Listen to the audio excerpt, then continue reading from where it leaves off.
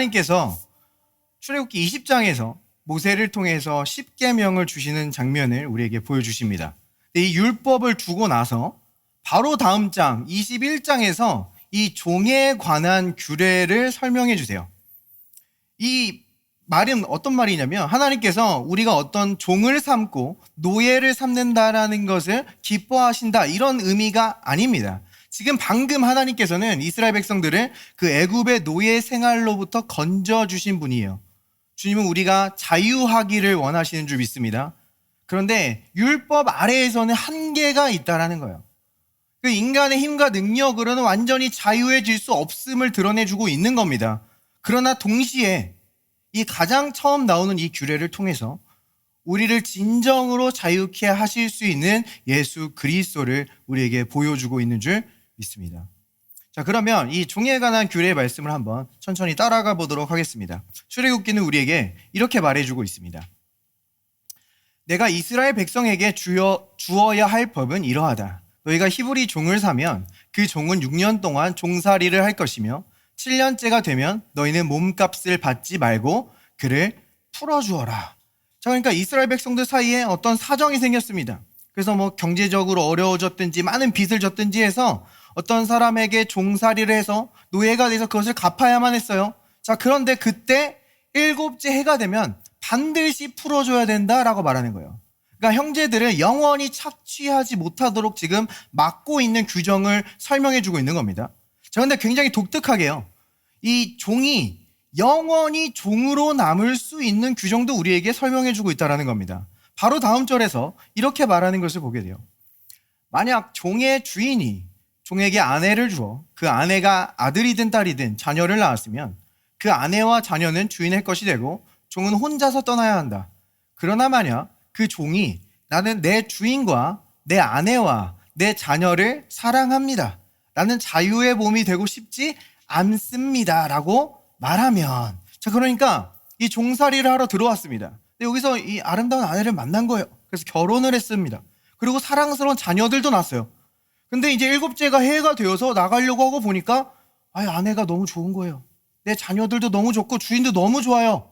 그래서 저는 나가길 원하지 않습니다 라고 말하면 영원히 종으로 남을 수 있었다라는 겁니다. 그럼 이 영원히 종으로 남으려면 어떻게 해야 됩니까? 바로 뒤에서 우리에게 이렇게 설명해 줘요. 주인은 그를 재판장 앞으로 데리고 가거라. 또 주인은 종을 문이나 문설주로 데리고 와서 날카로운 연장으로 종의 귀에 구멍을 뚫어라. 그러면 종은 영원토록 주인을 섬기게 될 것이다. 자, 종의 귀를 뚫습니다. 그럼 영원한 종으로 남게 된다는 거예요. 여기 귀를 뚫으신 분들 계시죠? 하나님을 영원히 섬기고 싶으셔가지고, 네, 뭐 지금은 물론 그런 규정이 없지만 지금 그 당시에 귀를 뚫는다라는 것은 내가 영원한 종이 되었다라는 표시라는 겁니다. 자, 근데 이것이 지금 우리에게 진정으로 보여주고 있는 그림이 있어요. 예수님께서는요, 모세와 선지자의 글로부터 자기 자신을 드러내 주었습니다. 이것은요, 지금 우리 예수 그리스도를 설명해 주고 있는 거예요. 주님께서는 이 땅에 오셨을 때 말씀하셨죠. 나는 섬김을 받으러 온 것이 아니라 섬기러 왔노라. 그래서 예수님은 이 땅에 오시자마자 소처럼 아주 열심히 섬기십니다. 눈이 보지 못하던 자들을 고치시고, 말 못하던 자들을 말하게 하시고, 일어나지 못하던 자들을 일으키시고, 귀신을 내쫓으시고, 치유하시고, 아주 바쁘게 우리를 섬겨주셨어요. 근데 그때 바리새인들 어떻게 했어요? 예수님을 대적하고 핍박했습니다. 예수님의 친형제들 어떻게 했어요? 예수님을 의심하고 무시했습니다. 예수님은 그렇게 당했을 때 그냥 천국에 가실 수도 있었어요. 에이, 내가 돌아간다. 그냥 가실 수도 있었어요. 로마 병사들이 와서 예수님을 체포했을 때 천군 천사를 불러서 그들을 무너뜨리시고 그분의 영광을 드러내실 수 있었습니다. 근데 주님은 그렇게 하지 않으시고 계속해서 우리를 섬겨주셨다라는 거예요. 왜요? 우리는 그 단 한 번의 치유가 필요한 게 아니었습니다. 그 한 번의 가르침, 그 한 번의 기적이 필요한 존재가 아니었어요. 우리의 죄가 완전히 씻김받지 않는다면 우리는 다시 죄와 사망의 노예로 다시 지옥으로 떨어질 수밖에 없는 존재들이기 때문입니다. 그래서 주님은요, 우리를 너무나 사랑하셔서 십자가로 가셨다라는 거예요. 주님은 십자가로 가실 의무나 어떤 조건도 없었습니다.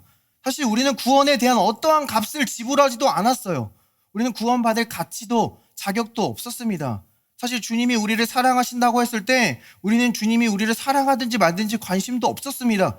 우리가 구원자가 필요한 존재인지도 몰랐어요. 세상은 그냥 죄악된 세상을 즐기고 있는 것처럼 보였습니다. 길 잃은 양이 길 잃은 것을 모르고 있는 거예요. 그런데 목자 대신 예수 그리스도께서 길 잃어버린 양을 찾아오셨다라는 거예요. 그리고 우리의 모든 죄를 짊어지고 십자가에서 죽으시고 부활하셔서 우리의 구원을 완성하여 주신 줄 믿습니다. 자, 그런데 이 보면요, 지금 종은요 문설주로 가서 귀에 못이 박혔습니다. 그런데 여기서 지금 문설주가 나타내는 것은요, 무엇을 나타내는 겁니까?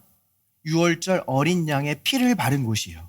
이스라엘 백성들이 애굽에서 자유케 될 때 문설주에다 어린 양의 피를 발랐어요. 이것은 성경에서 십자가를 나타내는 겁니다. 그럼 이 귀는 무엇을 나타내는 겁니까? 성경에서 듣는 순종을 나타내요. 그래서 시편 40편 6절을 보면 하나님께서 제사를 기뻐하지 않으시고 하나님의 뜻을 행하시는 순종을 기뻐하신다라고 할 때 이 귀에 대해서 이야기합니다. 근데 이 동일한 말씀을 신약 성경 히브리서 10장 5절에서 언급하는데요. 거기서는 귀 대신에 내게 한 몸을 예비하셨다라고 이야기해요.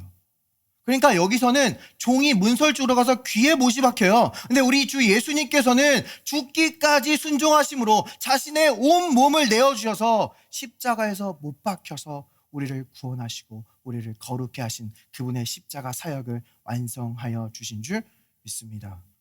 주님은 그 아버지 하나님을 너무나 사랑하셨어요. 그 신부된 교회를 너무나 사랑하셨어요. 하나님의 그 자녀들을 너무 사랑하셨어요. 그래서 영원히 종으로 남기로 하십니다. 그래서 성경은요, 지금도 천국에서의 주님의 모습을 여전히 수건을 두르고 우리를 섬기는 모습으로 보여주십니다. 오늘도 우리는요, 이 주님의 임재 앞에 나아온 거예요. 여러분들이 이번 한 주 살아가면서 여러분들을 자유케 하지 못하게 했던 여러 가지 일들과 문제들이 있었을 수 있어요. 어떤 걱정들이 여러분을 묶었고, 어떤 두려움이 여러분을 묶었고, 어떤 재정적인 어려움이나 사업적인 어려움이 여러분을 묶고 있었을 수 있습니다.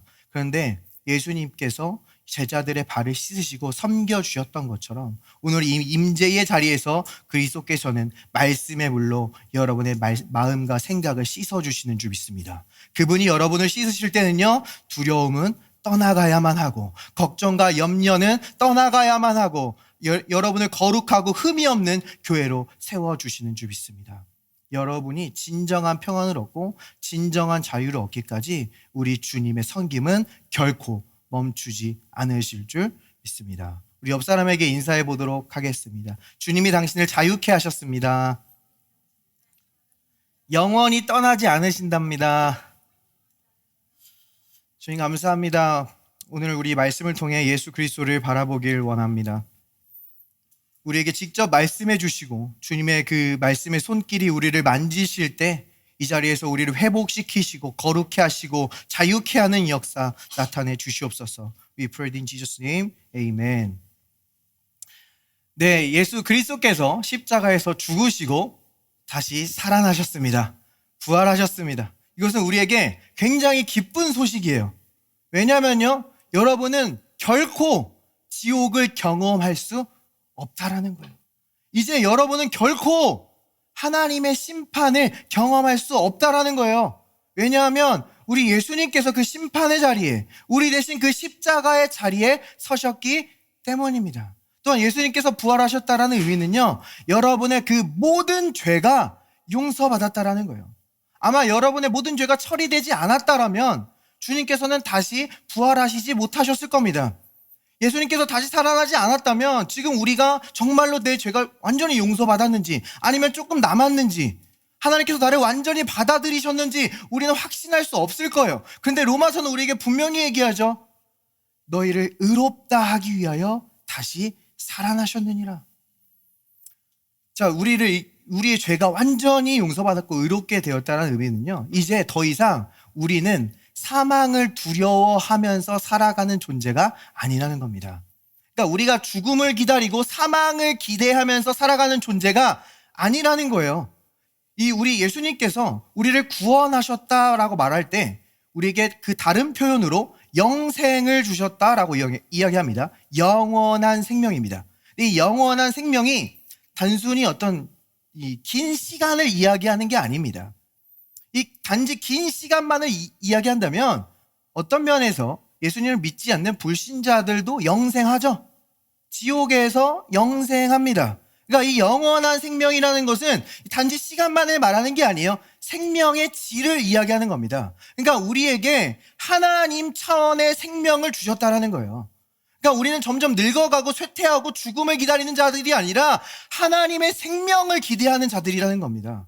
그러니까 우리가 물론 예수님께서 다시 오셨을 때 새로운 몸을 입고 주님과 천국에서 영원히 살겠지만 그 전까지도 우리는 그 하나님의 속한 치유와 하나님의 보호와 하나님의 기쁨과 즐거움을 기대하면서 살아가는 존재들로 우리를 불러주셨다라는 겁니다.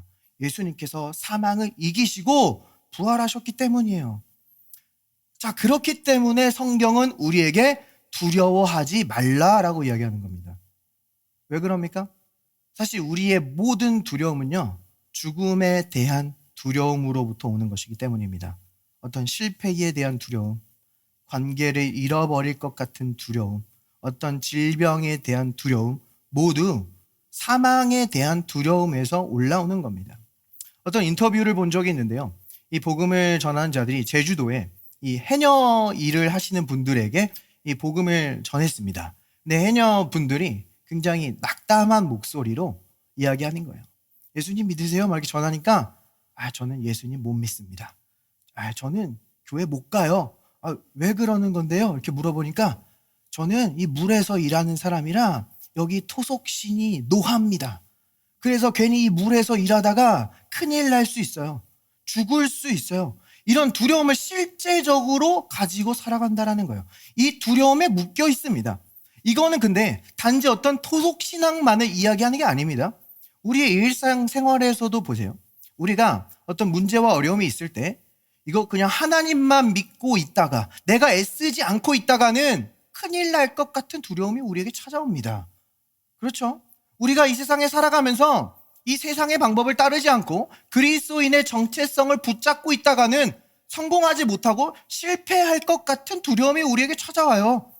그 두려움이 우리를 묶습니다. 우리가 하나님, 생명이신 하나님께로 나가는 것을 묶고 믿음을 선택하는 것에서 우리를 묶는다라는 거예요. 그래서 우리 주 예수님께서는 우리를 이 죽음의 두려움으로부터 자유케 하러 이 땅에 오셨다라고 우리에게 말해주고 있는 겁니다. 히브리서는 우리에게 이것을 직접적으로 이렇게 보여줍니다. 자녀들은 혈과 육에 속하였음에 그도 또한 같은 모양으로 혈과 육을 함께 지니심은 죽음을 통하여 죽음의 세력을 잡은 자 곧 마귀를 멸하시며 또 죽기를 무서워함으로 한평생 매어 종노릇하는 모든 자들을 놓아주려 하심이니. 죽기를 무서워하는 모든 자들을 놓아주려 하심이니.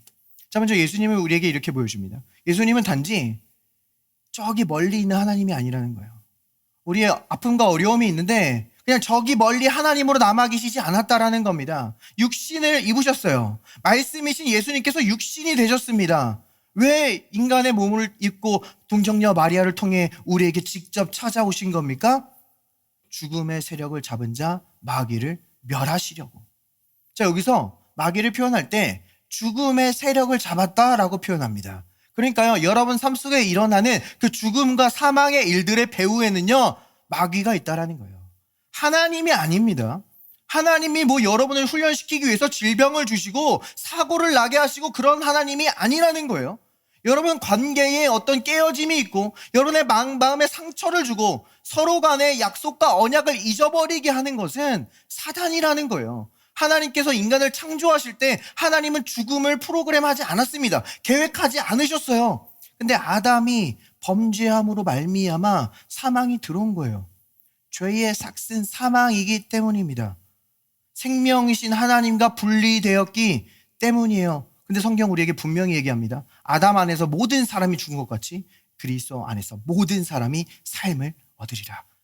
그가 반드시 모든 원수를 발 아래 둘 때까지 왕노릇 하시리니 맨 마지막 원수는 사망이니라. 그러므로 여러분이 물론 주님이 다시 오실 때까지 하나님의 생명을 누리겠지만 더욱이 그 모든 사망의 원수들을 여러분의 발 밑에 끌어오는 것을 여러분을 목격하면서 살아가게 될 줄 믿습니다. 자, 그런데 여기서 지금 이 마귀를 설명할 때 죽음의 세력을 잡은 자라고 표현했거든요. 그러면은 이 죽음의 세력을 가졌다라는 의미가 어떤 의미입니까? 먼저 이 인간이 죄를 짓고 타락하는 그 이야기를 한번 따라가 볼게요. 창세기 3장에서 아담과 하와가 하나님께 불순종함으로 선악과를 따먹었습니다. 그렇죠? 자, 근데 거기 누가 또 있었습니까? 뱀이 있었어요. 뱀이 와서, 이 마귀가 와서 아담과 하와를 유혹합니다. 하나님이 선하시지 않은 것처럼 속여요. 하나님이 인색하셔서 가장 좋은 것을 너에게 남겨두셨어. 그래서 너는 이 선악과를 따먹어야만 하는 것처럼 하와와 아담을 유혹했다라는 거예요. 그래서 그 마귀의 거짓말에 속아서 하와는 스스로 선악과를 따먹습니다. 자, 그럼 창세기 6장에서 또 어떤 일이 일어납니까? 우리가 계속 말씀 나눴죠? 그 여자의 후손의 씨를 무너뜨리러 이 타락한 천사들이 이 땅에 내려왔어요. 근데 이 타락한 천사들이 내려온 것을 창세기 6장 1절에서 4절까지 설명합니다. 그리고 바로 5절에서 뭐라고 얘기합니까? 온 세상에 죄악이 가득하고 그들의 계획이 항상 악할 뿐임을 보셨다. 그러니까 악한 이 마귀들이 내려온 것이 우리 죄악이 이 세상에 가득한 것과 연결지어서 우리에게 설명하고 있다는 겁니다. 이어서 창세기 11장에서 어떤 일이 일어나죠? 바벨탑 사건이 있었죠. 그러니까 이제 개인이 하나님을 대적하고 반역하는 게 아니라 악이 구조화되고 시스템화돼서 그들 전체가 집단적으로 하나님께 대적하고 반역하면서 자기의 이름을 내고 자기의 의를 높이는 모습을 우리에게 보여줍니다. 근데 이 바벨탑은 어떤 종탑 같은 게 아니죠. 지구러트, 신전입니다. 그러니까 그 배후에도 지금 영적인 세력이 있음을 성경은 우리에게 분명히 보여주는 거예요. 그러니까 이 한 육체의 그 죄악이 악한 유혹의 시험을 받고 구조화되고 시스템화되면서 더욱더 그 죄악이 심해지고 있는 것을 보여주는 겁니다. 그리고 이 과정을 통해서 지금 인간 스스로 그 공중 권세 잡은 자에게 순종함으로 그 권세 아래로, 그 지배 아래로 들어가는 모습을 우리에게 보여주고 있는 거예요. 로마서에서 우리에게 이야기합니다. 너희가 순종하는 자에게 종이 되는 것을 너희가 알지 못하느냐? 에베소서는 우리에게 더 분명히 이야기하죠. 너희가 그때에 공중의 권세 잡은 자를 따랐고 그들은 곧 불순종의 아들들 가운데서 역사하는 영이니라. 그러니까 인간 스스로 그 권세 아래, 그 지배 아래 들어가는 그 모습을 우리에게 보여주는 거예요. 그래서 이 세상에 어떤 악한 일들이 일어나고 사망의 일들이 있잖아요. 그럼 그 배후에 분명히 악한 영적 권세가 있는 겁니다. 성경은요, 우리가 이 구조를 알지 못하기를 원치 않습니다. 그래서 이 구조를 우리에게 분명히 설명해줘요. 자, 에스겔서에 보면요, 이 두로 왕을 책망하는 장면이 있습니다. 우리 두로 왕의 이야기를 한번 따라가 볼게요. 성경 우리에게 이렇게 이야기합니다. 인자야, 너는 두로 왕에게 이르기를 주 여호와께서 이같이 말씀하시되 내 마음이 교만하여 말하기를 나는 신이라 내가 하나님의 자리 곧 바다 가운데에 앉아 있다 하도다. 내 마음이 하나님의 마음 같은 채 할지라도 너는 사람이요 신이 아니거늘. 이 두로라는 도시는요, 그 당시에 굉장히 상업적으로 무역적으로 발전한 도시였습니다. 지금은 레바논 남부에 있는 그냥 평범한 시골 마을입니다. 근데 이 성경 시대 당시에는 굉장히 상업이나 무역이나 굉장히 번영했어요. 성공한 도시였습니다. 서울 강남 같은 미국의 뉴욕 같은 그런 도시였다라는 거예요. 그러니까 이 두로의 왕은 굉장히 교만해진 거예요. 우리가 잘 나가니까, 우리가 잘 사니까 내가 마치 신이 된 것처럼 교만해졌습니다. 그래서 지금 하나님께서 에스겔 선지자를 통해서 이 두로 왕을 책망하시거든요. 근데 개역개정 성경에 보면 두로 왕이라고 되어 있는데 이 원어를 보면, 영어 성경을 보면 아시겠지만 The Prince입니다. 왕자라는 단어를 썼어요. 그러니까 이 원어가 리더, 지도자라는 그런 의미입니다. 자, 지금 두로 왕을 지금 리더, 지도자라고 부르고 있죠. 근데 이 두로 왕을 뒤에서는 또 다른 단어로 부르고 있는 것을 보게 됩니다. 이어서 성경 우리에게 이렇게 보여줍니다. 인자야, 두로 왕을 위하여 슬픈 노래를 지어 그에게 이르기를 주 여호와의 말씀에 너는 완전한 도장이었고 지혜가 충족하며 온전히 아름다웠도다. 내가 옛적에 하나님의 동산 에덴에 있어서. 자, 보면요, 여기서는 두로 왕을요, The King, 진짜 왕이라고 부르고 있어요. 히브리어 멜레흐라는 단어를 그대로 사용하고 있습니다. 그러니까 이 두 단어를 사용해서 하나님께서 인간 두로 왕을 책망한 듯 보이지만 그 배후에 있는 악한 영적 세력, 마귀를 책망하는 모습을 우리에게 보여주고 있다는 거예요. 지금 이 이중 구조가 우리에게 드러납니다. 그래서 여기서 두로 왕을 책망하시는데 이 전혀 인간에게 향하는 그런 표현이 사용되지 않고 있습니다. 에덴에 있었다라고 이야기하고 있죠. 이어서 이 두로 왕 뒤에 있는 그 영적 세력에 대해서 하나님은 이렇게 설명하는 것을 보게 됩니다. 너는 기름 부음을 받고 지키는 그룹임이여. 내가 너를 세우매 내가 하나님의 성산에 있어서 불타는 돌들 사이에 왕래하였도다. 내 무역이 많음으로 내 가운데에 강포가 가득하여 내가 범죄하였도다. 너 지키는 그룹아, 그러므로 내가 너를 더럽게 여겨 하나님의 산에서 쫓아냈고 불타는 돌들 사이에서 멸하였도다. 그러니까 원래 천사였다가 타락한 바로 그 사단에 대해서 우리에게 이야기해주고 있는 겁니다. 자, 근데 여기서 이 특징을 어떻게 얘기해주냐? 무역이 많다라고 이야기하고 있습니다. 실제로 두로에는 무역과 상업이 굉장히 활발했어요.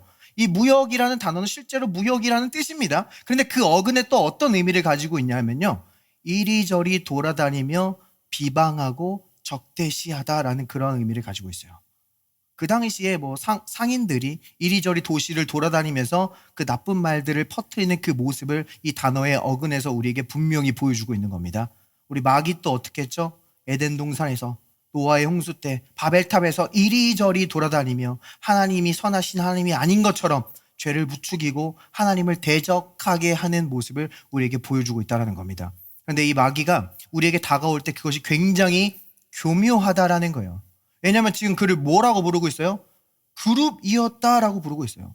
그룹 어디서 나왔었습니까? 우리 언약궤에 대해서 공부한 적 있죠? 이 언약궤 사진을 다시 한번 보면요, 이 언약궤 뚜껑을 덮고 있는 저 두 큰 날개로 덮고 있는 것들이 그룹입니다. 이 천사장으로도 이렇게 말씀하시는 분들이 있어요. 이 그룹들이 바로 이 언약궤 위에 있었습니다. 그러니까 이 언약궤는요 또한 하나님의 보좌로 상징돼요. 그러니까 이 그룹은요 하나님의 보좌를 너무나 잘 알고 있다라는 거예요. 그래서 마귀가 우리에게 어떤 포악한 악으로 다가올 때보다 굉장히 도덕적이어 보이고 종교적인 영으로 다가올 때 훨씬 더 교묘하다라는 겁니다. 우리에게 잘못된 믿음을 주고 율법주의로 끌고 가고 그것은 결국 주님이 아니라 나를 바라보게 하죠. 그리고 그 잘못된 믿음은 굉장히 빨리 퍼집니다. 그리고 그것은 잘못된 삶을 낳게 되는 것을 보게 돼요. 그리고 이가 그룹이었다라는 것이 그가 가진 권세를 우리에게 굉장히 잘 설명해 줍니다. 자, 이 보좌를 지금 지키는 자였어요. 아까 너 지키는 그룹아라고 말해주고 있어요. 커버링 그룹. 이 보좌를 덮고 있다. 근데 이 보좌는 시편에서 말하기를 그 보좌의 기초가 의와 공의래요. 그러니까 이 그룹은 하나님의 의와 공의를 지키기 위해서 창조된 존재라는 겁니다. 그것이 그룹의 존재 목적이었어요. 그러니까 이 마귀가 우리에게 죽음의 세력을 행사할 때는요, 이 하나님의 공의와 그 율법을 빙자해서 우리를 정죄하고 고발함으로 우리에게 사망의 일을 가져온다는 겁니다. 그러니까 지금 이 타락한 마귀가 실제적으로 하나님의 의와 공의를 지키고 있다는 게 아니라 그 의와 율법에 나와 있는 그 정죄 시스템을 이용해서 우리를 고발하고 정죄함으로 우리의 삶 속에 그 사망의 일들을 가져온다는 거예요. 자, 그런데 하나님은요, 우리를 너무나 사랑하시죠. 그래서 우리가 실수하고 범죄하더라도 우리에게 자비를 베푸시고 긍휼을 베푸시길 원하십니다. 그런데 하나님은 그분의 공의를 타협할 수는 없는 거예요. 죄인은 죽는다. 이것이 하나님의 공의입니다. 근데 하나님이 그 의를 타협하시면서 우리를 사랑하실 수는 없는 겁니다. 그래서 사단은요, 두 가지 생각을 했어요.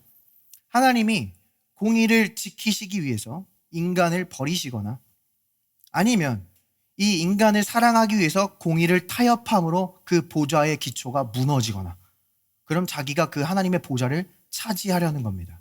근데 마귀가 계산하지 못한 게 있습니다. 마귀가 생각하지 못한 게 있어요. 그것이 무엇입니까? 하나님이 우리를 얼마나 사랑하시는지를 가히 측량할 수 없었다라는 거예요. 단지 인간의 죄를 부추기고 악을 부추겨서 죄인이 되면 그냥 하나님으로부터 멀어질 줄로만 알았어요. 하나님의 공의가 죄인을 밀어낼 줄로만 알았습니다. 실제적으로 아담이 범죄했을 때 에덴 동산에서 쫓겨나고 하나님은 그 동산에 무엇을 두었습니까? 두루 돌아다니는 불칼을 두셨다라고 말하고 있어요. 그래서 하나님의 임재로 나아가는 길이 완전히 막혀버린 겁니다. 그런데 하나님께서 자신의 그 공의를 만족시키기 위해서 자신의 독생자 아들 예수 그리스도를 죽이면서까지 우리를 사랑하실 거라고는 마귀는 전혀 상상도 못했다라는 거예요. 하나님의 사랑을 이해할 수 없었습니다. 하나님의 공의가 단지 우리를 정죄하고 심판할 줄로만 알았지, 그 큰 하나님의 공의가 예수 그리스도를 희생시키면서 우리에게 하나님의 그 크신 사랑을 선포할 줄은 상상도 못했다라는 거예요. 마귀는요, 하나님을 지식적으로 알고 있습니다. 분명히 알고 있어요. 우리도 하나님을 알고 있습니다. 근데 가장 큰 차이가 뭐예요? 하나님이 우리를 얼마나 사랑하시는지, 하나님의 사랑을 우리는 알고 있다라는 겁니다. 그래서 예수님께서는요, 우리의 모든 죄를 짊어지시고 그 하나님의 임재 가운데로 나아가십니다. 그 성소 가운데 나아가셨어요. 그래서 그 공의의 칼을 자신의 몸에 직접 담당하셨습니다. 그것이 바로 예수 그리스도의 십자가예요. 우리 죄인은 반드시 죽는다. 그것이 공의의 칼입니다. 그런데 우리 주님은 죄가 없으셨어요. 우리의 죄를 짊어지고 죽으신 겁니다. 그러니까 무죄한 자가 유죄한 자를 위해 피를 흘리신 거예요. 우리가 아직 죄인 되었을 때에 그리스도께서 우리를 위하여 죽으심으로 하나님께서는 우리에 대한 자신의 사랑을 확증하셨느니라. 이 예수 그리스도의 십자가는 하나님께서 우리를 얼마나 사랑하시는지 온 세상에 선포하신 사건인 줄 믿습니다. 근데 마귀는요, 이 예수님 메시아가 오실 때 단지 심판하러 이 땅에 오실 거라고 생각했어요. 왜냐하면 그가 아담과 하와를 유혹했을 때 하나님이 분명히 예언하셨죠. 여자의 후손이 와서 너의 머리를 밟으리라. 그래서 이 여자의 후손을 어떻게든 제거하려고만 했습니다. 그래서 창세기 6장에서 그렇게 내려와서 여자의 후손의 씨를 더럽히려고 한 것이고요. 그리고 계속해서 아브라함의 후손들을 괴롭히고 이 이스라엘을 진멸시키려고 한 것이고요. 모세와 그 아이들이 이 애굽에 잡혀 있을 때도 그 3살 밑에 모든 남자아이들을 다 죽이려고 한 겁니다. 이 예수님이 태어났을 때도 헤롯을 시켜서 그 베들레헴에 있는 모든 남자아이를 멸절시키려고 했어요. 왜냐면 그 여자의 후손을 죽이면 자식이 심판받지 않을 거라고 여겼기 때문이에요. 그래서 우리는 분명히 봐야 됩니다. 사단의 목적은요, 우리에게 다가와 단순히 어떤 죄를 짓게 하는 게 목적이 아니에요. 우리에게 여자의 후손 예수 그리스도와 그분이 하신 일을 우리의 삶 속에 지워버리는 것이 목적입니다. 어떤 죄에 빠지게 하든 율법주의를 끌고 가게 하든 나에게 초점을 맞추게 하든 우리의 삶 속에서 예수님과 그분이 하신 일을 제거할 때 우리가 여전히 사망의 종로를 타고 있는 것처럼 우리에게 사망의 권세를 집행하려고 하기 때문이에요. 그래서 예수님께서 이 땅에 오셨을 때 그가 어떻게 했습니까? 유대 종교 지도자들을 이용해서 예수님을 십자가에 못 박도록 내어주었습니다. 마귀는 예수님이 십자가에 못 박혔을 때 자기가 승리했다고 생각했어요. 와, 이제 내가 이겼다. 여자의 후손은 이제 끝났다. 그래서 이 예수님께서 죽으셔서 음부에 내려가셨을 때 거기에는 옥에 이 땅에 내려와서 타락한 천사들을 옥에 가둬놨습니다. 이 예수님께서 내려오실 때 그 천사들이 와, 그때 우리는 성공 못했는데 이제 드디어 그 여자의 후손을 제거했나 보다. 이제 우리는 완전히 자유케 될 수 있을 거야. 환호성을 질렀을 거예요. 그러나 아니라는 겁니다. 만약 이 지혜를 알았더라면 그들은 영광의 주를 십자가에 못 박지 않았을 거예요. 빌립보서는 우리에게 분명히 얘기합니다. 하늘에 있는 자들이나 땅에 있는 자들이나 땅 안에 있는 자들 그 모든 무릎이 예수의 이름에 꿇게 하시고, 우리 주님은요 내려가셔서 그분의 승리를 선포하셨습니다. 예수님께서 죽으심으로 우리 성도들의 모든 죄에 대한 값이 지불되었으므로 더 이상 죄의 삭신 사망이 우리를 잡아둘 수 없다라는 거예요. 우리를 사망 권세 아래 둘 수 없다라는 거예요. 그래서 예수님이 부활하시고 나서 마태복음 27장을 보면요, 많은 무덤 문이 열리고 자던 성도들이 일어났다라고 말해주고 있어요. 구약의 성도들은 예수님이 오시기 전까지 낙원이라는 곳에 있었습니다.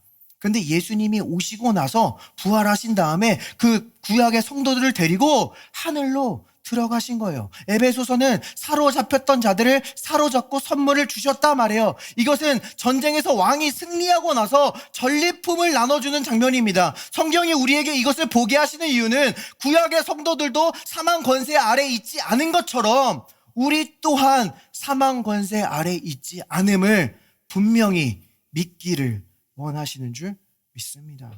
예수님께서 승리하셨기 때문이에요. 이 승리를 골로새서는 우리에게 이렇게 이야기해요. 우리를 거스르고 불리하게 하는 법조문으로 쓴 증서를 지우시고 제하여 버리사 십자가에 못 박으시고 통치자들과 권세들을 무력화하여 드러내어 구경거리로 삼으시고 십자가로 그들을 이기셨느니라. 우리를 불리하게 하는 법조문을 쓴 증서를 지우셨대요.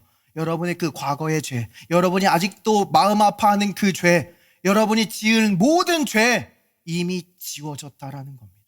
하나님은 너의 죄와 불법을 더 이상 기억하지 않으신대요.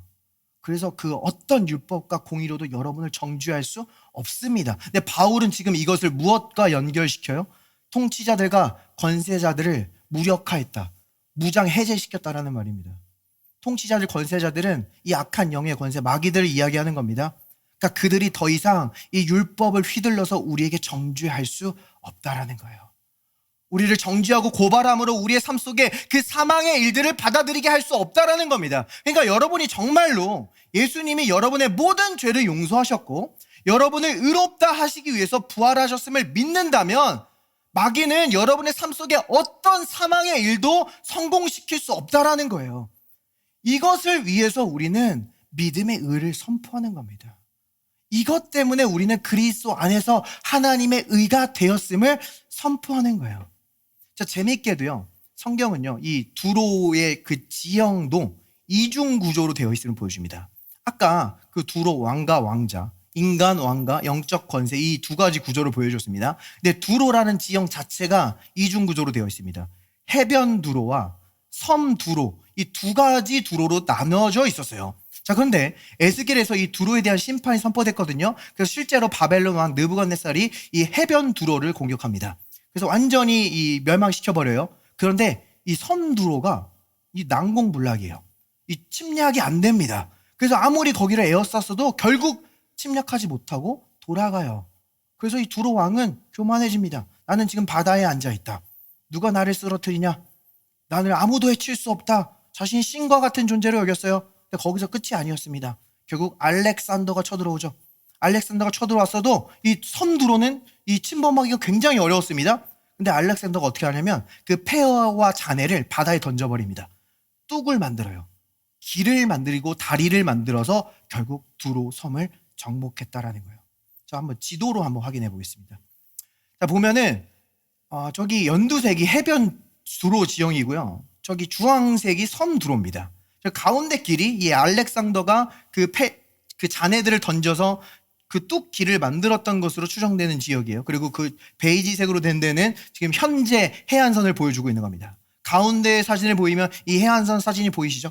그리고 지금 그 레바논 남부에 있는 두로 지역에 가면은 이 바다에 이런 잔해들, 이 지형들이 남아있는 것을 보게 돼요. 그런데 성경은 지금 뭐라고 기록하고 있어요? 내 재물을 빼앗을 것이며 내가 무역한 것을 노략할 것이며 내 성을 헐 것이며 내가 기뻐하는 집을 무너뜨릴 것이며 또 내 돌들과 내 제목과 내 흙을 다 물 가운데 던질 것이라. 다 물 가운데 던질 것이라. 정확하게 하나님의 예언은 성취되었고 인간 두로와 영적인 두로와 해변 두로, 섬 두로는 정복되었다는 겁니다. 하나님께서 이 두 구조를 통해서 우리에게 분명히 보여주고 계신 것이 있어요. 우리 삶 속에서 우리가 여러 가지 문제와 어려움들을 만날 수 있습니다. 근데 단지 그 눈에 보이는 것에 집중하지 말라는 거예요. 그 뒤에는 영적인 배후가 있습니다. 자, 그런데 이 말은요, 우리의 힘과 노력으로는 되지 않는다라는 거예요. 그래서 성경은요, 결국 우리에게 예수 그리스도를 소개합니다. 그리고 예수 그리스도 앞에 큰 문제든 작은 문제든 두로 왕이든 왕자든 보이는 것이든 보이지 않는 것이든 완전히 무릎 꿇었다라는 그 영적인 실제를 우리가 분명히 보아 알길 원하시는 줄 믿습니다. 자, 그러면 이 마귀는 이미 패배했으니까 이제 무시해도 되는 겁니까? 이제 없는 셈 쳐도 되는 겁니까? 성경은 그렇게 말하고 있지 않아요. 마귀는 여전히 있습니다. 그런데 그의 무기가 완전히 벗겨진 거예요. 그래서 그가 할 수 있는 것은 단지 속이는 것뿐입니다. 그래서 신약에서도요, 계속 미혹하는 역사들이 나타나고 있어요. 그래서 신약의 많은 이 저자들은 우리에게 이렇게 권면해 줍니다. 먼저 야고보서는 우리에게 이렇게 권면해요. 너희 중에 다툼이 어디로부터 나느냐? 너희 지체 중에서 싸우는 정욕으로부터 나는 것이 아니냐? 지금 정욕의 문제를 다룹니다. 우리 내면의 문제를 말해주고 있는 거예요. 근데 여기에 대한 해결책을 어떻게 제시하냐? 야고보 이렇게 얘기합니다. 그러므로 일렀을 때 하나님이 교만한 자를 물리치시고 겸손한 자에게 은혜를 주신다 하였느니라. 그런즉 너희는 하나님께 복종할지어다. 마귀를 대적하라. 그리하면 너희를 피하리라. 하나님을 가까이 하라. 그리하면 너희를 가까이 하시리라. 아니, 내면의 문제인데, 정욕의 문제인데 마귀를 대적하래요. 이 약한 영들은 우리의 육신을 자극합니다. 육신을 자극한다는 게 우리 자신에게 집중하게 한다는 거예요. 내 자신의 힘, 내 자신의 지혜, 내 자신의 계획을 신뢰하게 하면은 그 육체의 결과, 다툼, 시기, 음란한 결과들을 우리가 마주하게 되는 겁니다. 근데 우리에게 가장 큰 손실이 뭐냐면요, 우리 자신을 신뢰함으로 하나님과 멀어진다라는 거예요. 그래서 야고보는 하나님을 가까이 하라. 겸손하라. 겸손히 하나님께 나아가 너가 은혜를 구하면 하나님께서 반드시 은혜 주실 것이다. 우리에게 권면해주고 있는 겁니다. 자, 그런데 베드로도요, 거의 동일한 권면을 우리에게 해주거든요. 베드로는 우리에게 이렇게 얘기합니다. 사랑하는 자들아, 너희를 연단하려고 오는 불시험을 이상한 일 당하는 것 같이 이상히 여기지 말고. 지금 이 시험된 상황을 이야기해요. 외부적인 상황입니다. 야고보는 아까 내부적인 상황, 이 베드로는 외부적인 상황에 대해서 이야기해요. 여기에 대한 해결책도 우리에게 어떻게 제시합니까? 성경은 이야기합니다. 젊은 자들아, 이와 같이 장로들에게 순종하고 다 서로 겸손으로 허리를 동이라. 하나님은 교만한 자를 대적하시되 겸손한 자들에게 은혜를 주시느니라. 근신하라, 깨어라. 너희 대적 마귀가 우는 사자같이 두루다니며 삼킬 자를 찾나니 너희는 믿음을 굳건하게 하여 그를 대적하라. 저 지금 똑같은 성경 읽은 거 아닙니다. 아까는 야고보서, 지금은 베드로전서예요.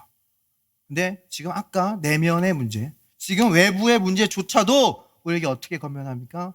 마귀를 대적하라라는 겁니다. 우리가 어떤 시험된 상황을 만나면요, 하나님이 우리에게 시험을 주시는 게 아니라는 거예요. 이 어떤 질병을 주시고 사고를 주시고 우리를 막 시험된 상황 가운데 넣는 게 아닙니다. 그 배후에는 사단이 있는 거예요. 하나님은 피할 길을 내시는 분이라는 겁니다. 그래서 성경은 우리에게 마귀를 대적하래요. 이 마귀 패배했으니까 이제 모른 척해라, 무시해라가 아니라 마귀를 대적하래요. 왜냐하면 그는 여전히 우리를 속이려고 하고 있고, 그러나 우리가 그를 대적할 때 그는 떠나갈 수밖에 없기 때문입니다. 자, 우리가 일반적으로 이렇게 생각합니다. 내가 아주 객관적으로 제3자의 입장에서 논리적으로 생각하는 거야. 내가 이게 아주 객관적으로 봤을 때 지금 의학 기술과 내 형편을 봤을 때 내가 이 질병에서 완전히 나을 수 있는 방법은 없어 라는 결론을 딱 내려요. 근데 이게 전혀 논리적인 결론이 아니라 영적인 결론이라는 거예요. 자, 여러분이 아주 여러 사람의 입을 모아서 여러 가지 분석과 통계를 통해서 결론을 내립니다. 나는 이 중독의 문제에서 벗어날 수 있는 방법은 없어. 나는 이 관계가 회복될 수 있는 방법은 없어. 그런 사례는 없어. 아주 이성적으로 결론을 내려요. 그러나 거기에는 영적인 결론도 포함된다라는 거예요. 마귀가 속이고 있기 때문입니다. 반대로, 자, 우리가 세상에서 내가 나가서 이렇게 하고 저렇게 하고 이런 계획을 세우고 이렇게 하면은 이렇게 성공하게 될 거야. 아주 전략적인 포트폴리오를 짭니다. 이것은 다른 사람들도 성공한 방식이에요. 우리가 이것을 논리적으로 결론을 내린 것 같아요. 그런데 이것도 영적인 결론이에요. 야고보서는요, 우리에게 이렇게 얘기합니다. 내일 어떤 도시로 가서 1년을 머물며 장사하며 유익을 보리라 하는 자들아, 내일 어떤 일이 일어날지 너희는 모르느니라. 너희 생명이 무엇이냐? 잠깐 나타났다 없어지는 안개니라. 우리가 예수님이 하신 일을 통해서 이 영적인 실제를 보면 볼수록 내 힘과 계획이 전부가 아니라는 것을 우리는 더 깊이 깨닫게 됩니다. 우리는 예수님을 통해서 이 영적인 실제를 보면 볼수록 이 모든 일에 겸손하고 은혜를 구할 수밖에 없어요. 모든 일에 예수 그리스도를 포함시킬 수밖에 없습니다. 예수님께서도 우리에게 분명히 말씀하셨어요. 너희는 나를 떠나서 아무것도 할 수 없느니라.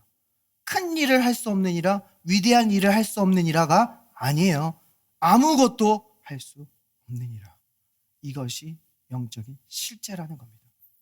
자, 그래서 마지막으로 이 신약 성경의 대부분을 작성하고 있는 이 사도 바울도요, 우리에게 마지막으로 이렇게 권면하는 것을 보게 됩니다. 끝으로 너희가 주 안에서와 그의 힘의 능력으로 강건하여지고, 주 안에서입니다. 너 안에서 너의 힘과 능력으로 강해지라는 게 아니라 주 안에서 그분의 힘과 능력으로 강해지래요. 은혜를 말해주고 있는 거예요. 이어서 말하기를 마귀의 간계를 능히 대적하기 위하여 하나님의 전신 갑주를 입으라. 마귀의 간계를 대적하래요. 이 말은요, 마귀가 우리를 그냥 무작위로 공격하지 않는다는 겁니다. 아주 전략적인 전략과 계략을 가지고 우리에게 다가온다라는 거예요. 근데 여기서 이 간계라는 말은요, 이 에베소서에서 거짓된 가르침과 관련이 있는 거예요. 그러니까 마귀가 우리의 믿음을 왜곡시키려고 할 때 가장 교묘하게 다가온다라는 겁니다. 그래서 사도 바울이 이 해결책을 뭐라고 얘기해요? 전신갑주를 입으라. 이 전신갑주는요, 우리의 정체성에 관한 이야기입니다. 예수님께서 하신 일에 관한 거예요. 예수님이 하신 일을 믿고 그분이 하신 일에 집중하는 겁니다. 우리가 그 전신갑주를 입으면 우리는 예수 그리스도처럼 보이는 거예요. 그래서 사도 바울은요, 많은 전신갑주가 있지만 특별히 이것을 강조해서 이렇게 이야기합니다. 마지막이에요. 모든 것 위에 믿음의 방패를 가지고 이로써 능히 악한 자의 모든 불화살을 소멸하고. 믿음의 방패를 가지려. 모든 것 위에. 영어로 above. 특히 무엇보다도 믿음의 방패를 가지라. 지금 강조해서 말해주고 있습니다. 왜냐하면 사단은 우리를 미혹하기 위해서, 우리의 믿음을 왜곡하기 위해서 다가오기 때문이에요. 그는 마치 지금 그가 완전히 패배했는데 우리의 상황을 보고 우리의 감정을 보고 우리가 지고 있는 것처럼 믿게 하려고 해요. 하나님이 지금 멀리 떨어져 있으며 내 기도가 응답되지 않는 것처럼 믿게 하려고 해요. 하나님은 더 이상 이 현대 시대에 치유하지 않으시고 공급하지 않으심으로 우리는 이 살아가면서 질병을 달고 살 수밖에 없고 가난에서 벗어날 수 없는 것처럼 믿게 합니다. 그리고 이 모든 문제는 하나님께로부터 왔음을 믿게 해서 하나님을 원망하고 불평하게 해요. 그리고 우리가 그 하나님을 떠나면 마치 이 모든 것에서 자유할 수 있을 것처럼 믿게 한다는 거예요.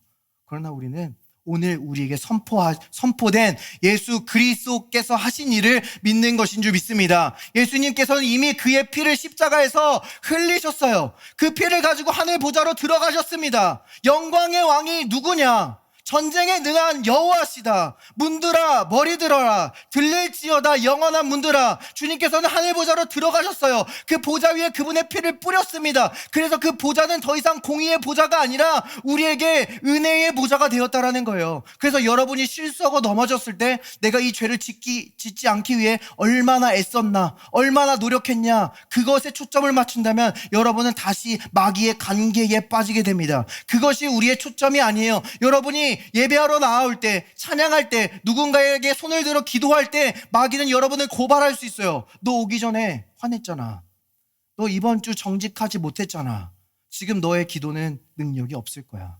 너의 예배에 은혜가 없을 거야. 우리를 고발하려고 한다는 겁니다. 그런데 예수의 피는요, 그 모든 것을 지워버리셨다는 거예요. 여러분이 은혜의 보좌 앞에 나와서 치유받고 공급받고 보호받고 은혜 받을 것을 더 이상 막을 수 있는 것은 없는 줄 믿습니다. 여러분이 기도할 때 성령이 능력으로 역사하는 것을 막을 수 있는 것은 없습니다. 그러므로 우리는 모든 상황 가운데 은혜의 보좌로 나아가는 거예요. 예수 그리스도의 피가 모든 것을 바꾸셨기 때문인 줄 믿습니다. 할렐루야. 말씀을 마무리할게요.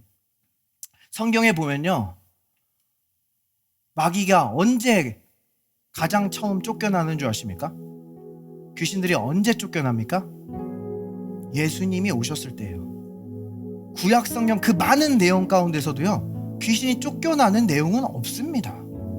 그런데 예수님이 이 땅에 오시고부터 이 유대인들의 땅에서, 이방인들의 땅에서 귀신들이 쫓겨나가기 시작해요. 우리에게 예수 그리스도의 이름을 사용할 수 있게 하셨기 때문입니다. 이것은 신약 성도들의 특권이에요. 예수님께서는 그 제자들을 보내시면서 우리에게 이렇게 말씀하십니다. 마지막으로 오늘 그레이스하우스에게 선포되는 말씀입니다. 70인이 기뻐하며 돌아와 이르되 주여 주의 이름이면 귀신들도 우리에게 항복하더이다. 내가 너희에게 뱀과 정갈을 밟으며 원수의 모든 능력을 제어할 권능을 주었으니 너희를 해칠 자가 결코 없으리라. 예수님께서 부활하셨을 때 하나님께서는 예수님의 이름을 모든 이름 위에 뛰어난 이름을 주셨다라고 이야기해요. 그리고 예수님은 그 이름을 우리에게 주셨습니다. 성경에서 이름이라는 것은요, 그 실체라는 의미예요. 이름이 있는 곳에는 그 실체가 있는 겁니다. 그러니까 여러분이 예수의 이름을 사용할 때 거기엔 예수님의 실체가 있는 거예요. 예수님이 실제로 역사하는 겁니다. 그러므로 우리는 모든 상황 가운데 예수의 이름으로 대적할 수 있는 거예요. 마음이 낙심될 때, 우울할 때, 내 사업이 막힐 때, 관계가 와야 될 때 우리는 예수 그리스도의 이름으로 대적합니다. 세상이 보기에는 어리석게 보이죠. 그런데 어리석어 보이나 능력 있는 것이 똑똑해 보이지만 능력 없는 것보다 낫습니다. 예수님께서는요, 이 예수의 이름을 사용하는 자들에게 분명히 말씀해 주셨어요. 내가 너희에게 뱀과 정갈을 밟으며 원수의 모든 능력을 제할 권능을 주셨으니 너희를 해칠 자가 결코 없으리라. 너희를 해칠 자가 결코 없으리라. 공격이 없다는 건 아닙니다. 공격이 있을 수는 있어요. 그러나 너희를 해칠 자가 결코 없으리라. 독사가 사도 바울을 물었습니다. 그러나 사도 바울을 해칠 자는 결코 없었어요. 제자들이 배를 타고 갈릴리 바다를 건너갈 때 파도가 덮쳤습니다. 그러나 그들이 저편으로 건너가 그 군대 귀신을 내쫓는 것을 막을 수 있는 것은 결코 없었어요. 여러분이 삶을 살아가면서 여러 가지 상황과 감정으로 여러분을 속일 수 있습니다. 너 통장 잔고를 봐. 너 지금 거의 망한 거야. 너 지금 프로젝트 진행 상황을 봐. 소망은 없어. 너 지금 카톡 봐봐. 그 관계가 회복될 가능성은 전혀 없어. 근데 예수님께서는 이 말씀으로 우리에게 분명히 선포하십니다. 너희를 해칠 자가 결코 없으리라. 예수를 죽은 자 가운데에서 살리신 이의 영이 이번 한 주 여러분들 그 모든 문제와 공격 가운데에서 일으키시사 하나님의 생명을 경험한 한 주 되도록 인도해 주실 줄 믿습니다. 모든 그레이스 하우스를 위하여 선포하며 기도합니다. 모든 이름 위에 뛰어난 예수 그리스도의 이름으로 선포합니다. 하나님을 대적하는 모든 영을 이 시간 떠나갈지어다. 하나님의 사랑을 받지 못하게 하는 교만의 영은 이 시간 떠나갈지어다. 예수 그리스도의 이름을 붙잡고 그분의 보혈의 능력을 믿고 살아가는 모든 그레이스 하우스 머리 위에 이번 한 주 하나님의 신령한 은사와 축복을 부어주셔서 하나님이 그들을 얼마나 사랑하시는지 이 세상에 분명히 나타나 보여 알려지게 하여 주시옵소서. We pray in Jesus' name, Amen. 이 좋은 예수님을 아직 영접하지 않으신 분이 있다면 저와 함께 기도했으면 좋겠습니다. 예수님, 저희의 모든 죄를 짊어지시고 십자가에서 죽으셔서 저를 의롭게 하심에 감사드립니다. 더 이상 사망 권세가 아니라 하나님의 생명을 받았음을 믿습니다. 구원의 소망의 확신을 가지고 살아가게 하여 주시옵소서. 예수님의 이름으로 기도합니다. 아멘. Praise the Lord.